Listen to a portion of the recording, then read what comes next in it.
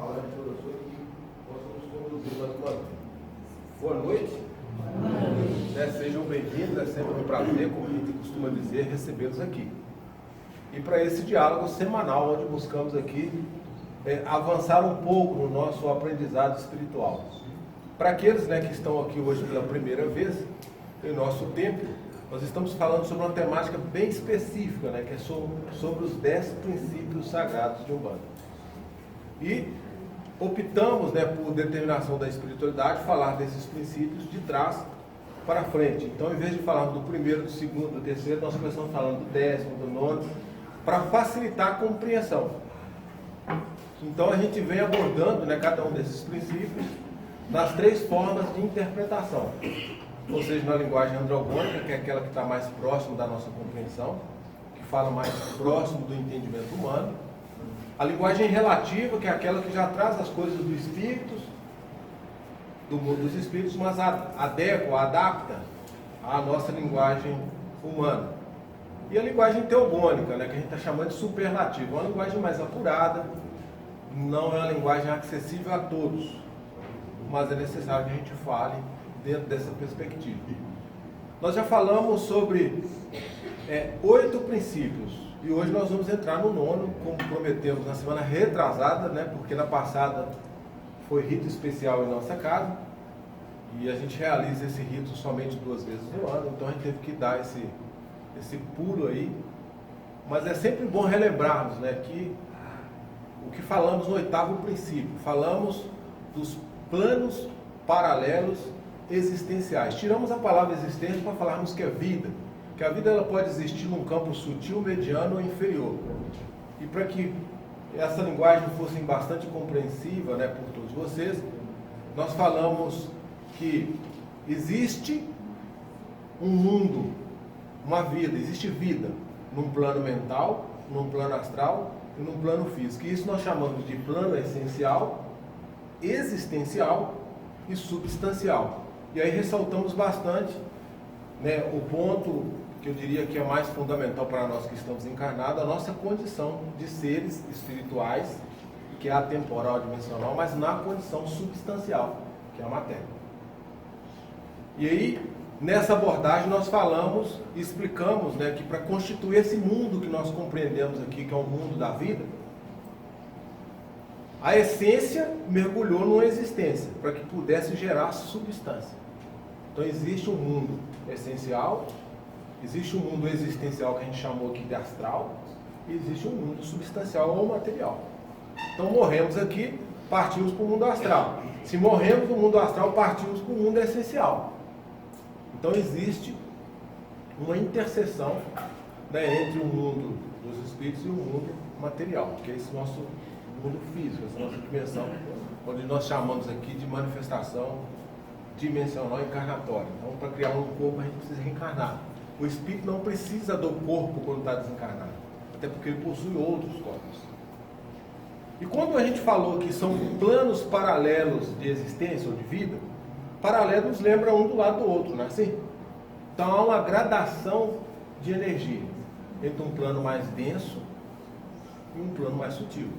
Por isso que a gente fala, se eu perco o corpo físico, eu não deixei de existir.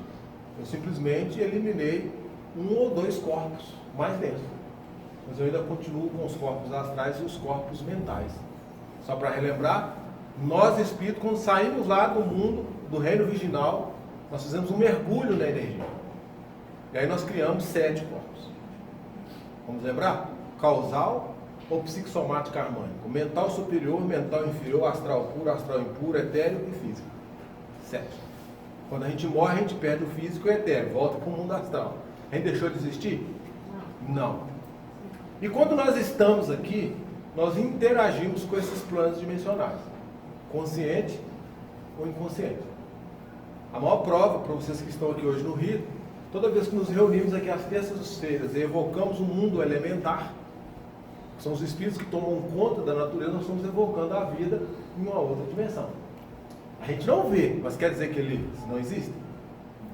Da mesma forma somos nós. Quando nós perdemos o corpo físico, não é porque as pessoas não nos veem que a gente deixou de existir. Ok, tudo isso nós falamos no 8º princípio.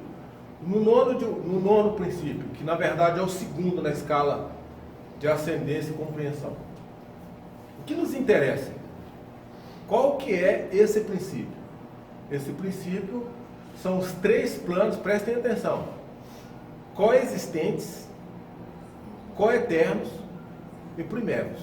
Vejam que já aumentou um pouco mais a compreensão, ficou um pouco mais difícil. Se no plano da existência paralela a vida existia, nessa gradação energética, nesse princípio, os planos são coexistentes, não são paralelos. Por isso que são coexistentes e são primeiros. E aí, para a gente entender onde que existe, né, os aspectos primeiros, né, e coeternos, a gente precisa fazer uma ressalva. Eu gostaria que vocês guardassem, até porque isso vai evocar os outros princípios que nós já discutimos sobre eles. Nesse princípio, que é da coexistência, da coeternidade, do princípio causal, temos o espírito,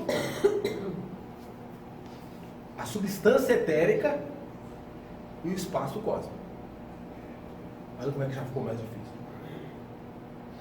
E aí nós precisamos entender que o espírito é atemporal, adimensional, ele não é medido pelos nossos órgãos sensoriais, tal como nós compreendemos aqui. Então, o aspecto cartesiano, que é largura, altura, profundidade, isso não interessa para o espírito. O espírito existe por si só, ele é um ser por si só. Só que ele só pode ser perceptível através da energia. E essa energia num campo mais sutil, que não é esse que nós referimos no 8º princípio, nós estamos chamando aqui de substância etérica ou antimatéria. Matéria para nós, dentro da nossa concepção de visão e materialidade, ou de densidade, é ar, fogo, água e terra. Saiu desses 4 elementos básicos, formadores de toda a estrutura natural que nós conhecemos, nós pulamos, temos um salto quântico.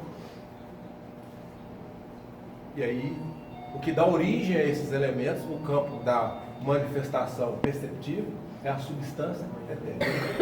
Por isso nós estamos chamando aqui de antimatéria. E o que limita o mundo dos espíritos do mundo dos humanos é exatamente essa energia antimatéria. A ciência fala que existem os black holes, né? São os buracos negros, ou as portas dimensionais, né? A criação desse mundo físico, desse mundo energético, envolvendo sistemas planetários, galáxias, Via Láctea, tudo isso é matéria. Aí eles falam que esse mundo foi construído pelo Big Bang, né? Big Bang. Aí apareceu o mundo material. Na verdade, essa antimatéria se tornou matéria, energia perceptível. Então eu queria que vocês guardassem esses 3 aspectos coexistentes: de espírito, substância etérica e espaço cósmico. Veja que nós abstraímos bastante agora. E aí, para ficar fácil o nosso entendimento, eu acabei de dizer que o espírito ele é atemporal, adimensional.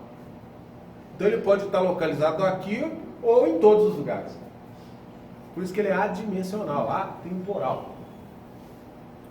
Só que quando nós evocamos a substância etérica e damos uma concepção geográfica, para a averiguação desse espírito, para a identificação desse espírito, aí precisa utilizar de corpos de manifestação. E nesse propósito existe aí os vários mundos. Por isso Cristo tão sabiamente, né, como é o tutor planetário, falou: na casa do Pai há várias moradas. Que várias moradas são essas? Seria inconcebível de nossa parte achar que todos nós que estamos aqui estaríamos igualados no mesmo quesito, né, de ético, de espiritual, de moral. Não há como conceber isso. Então, existem colônias espirituais nas várias dimensões, e cada um de nós é direcionado para onde tem que ir. Bom, se vocês compreenderam isso, podemos avançar. Lembram que eu falei da primeira linguagem androgônica? Nesse princípio, que é o segundo, mas é o nono de trás para frente, para o grupo que carrega a linguagem de compreensão androgônica ou fisiogônica, o mundo espiritual não existe. Aí vocês vão lembrar dos outros princípios que nós falamos. O mundo, a existência é exclusivamente material. Então o ser existe da mesma forma que o mundo. A hora que o mundo acabar, acaba o espírito. Então o mundo do ser humano, do ser espiritual que está encarnado, morre com ele no desencarne. Para esse grupo que tem uma compreensão androgônica ou fisiogônica. Não há a mínima concepção dessas coexistências, nem dessa sobrevivência espiritual após o desenlace material. Se vocês guardarem isso hoje, eu estou satisfeito. Aí vocês vão lembrar desse princípio, que eles são coexistentes na realidade primeira. E aí se distingue 3 aspectos: o espírito, a substância etérica e o espaço cósmico. Ok, vamos trazer isso para a nossa realidade e condição de religiosos? Lembram que há muito tempo nós já estamos falando que o nosso processo evolutivo consciencial é a ampliação do saber espiritual. Para que isso aconteça, nós precisamos estar conscientes da realidade.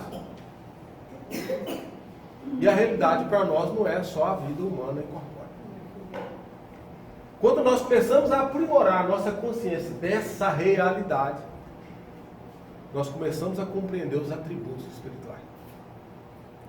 Aí nós vamos ter noção do que de fato nós, umbandistas, em especial os mentores, né, que disseminam a doutrina da protossíntese cósmica, pregam como princípio um, junto, a sabedoria e o amor.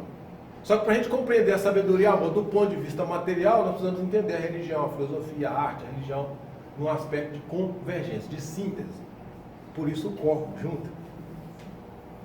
E aí o despertar dos atributos espirituais se manifestam no aprimoramento dos nossos sentidos. Nós começamos a entender a realidade espiritual, ainda que seja com os olhos da matéria ou na condição de espírito encarnado. E agora, para fechar, para vocês entenderem bem a primeira perspectiva, né, desse segundo princípio, que, como falamos, é o nome de trás para frente. Para esse grupo que interpreta essas 3 realidades coexistenciais, há uma valoração, inclusive, da vida física, mas não direcionada aos critérios espirituais. É como se fosse uma subconsciência que atua nesse ser. Ele vive aqui na Terra. Ele respeita as leis da matéria, mas ele ainda não valora tanto quanto deveria valorar, né, as questões espirituais. Mas ainda assim digo, esses irmãos que estão sintonizados com esse grupo já possuem uma compreensão muito maior do que todos os outros princípios que nós já falamos. Por isso falei que em cada grupo espiritual existem subgrupos. E à medida que essas ampliações de informações vão chegando até nós, seres humanos encarnados, nós vamos despertando nosso espírito. Saímos de uma ilusão, que é uma ausência de compreensão da realidade espiritual, e começamos a visualizar a realidade de um ponto de vista material, mas com foco no espiritual.